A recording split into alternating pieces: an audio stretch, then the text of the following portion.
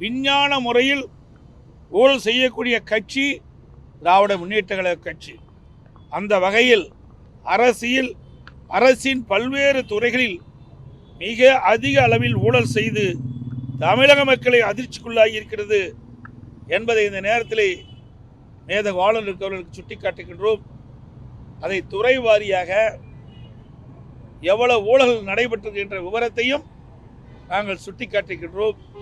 அதனுடைய விவரம், நகராட்சி நிர்வாகம் மற்றும் குடிநீர் வழங்கல் துறையில் 64,000 கோடி, ஊரக வளர்ச்சி மற்றும் பஞ்சாயத்து ராஜ் துறையில் 60,000 கோடி, சுரங்கம் மற்றும் கனிம வளத்துறையில் 60,000 கோடி, எரிசக்தி துறையில் 55,000 கோடி, கலால் வரி டாஸ்மாக் 50,000 கோடி, பத்திரப்பதிவுத்துறை 20,000 கோடி, நெடுஞ்சாலை துறையில் 20,000 கோடி, நீர் ஆதாரத்துறையில் 17,000 கோடி, சென்னை மாநகராட்சியில் 10,000 கோடி, தொழில்துறையில் 8,000 கோடி, பள்ளி கல்வித்துறையில் 5,000 கோடி, மக்கள் நல்வாழ்வுத்துறையில் 5,000 கோடி, வேளாண்மை துறையில் 5,000 கோடி, சமூக நலத்துறையில் 4,000 கோடி, உயர்கல்வித்துறையில் 1,500 கோடி, இந்து சமய அறத்துறையில் 1,000 கோடி, ஆதி திராவிட நலத்துறையில் 1,000 கோடி,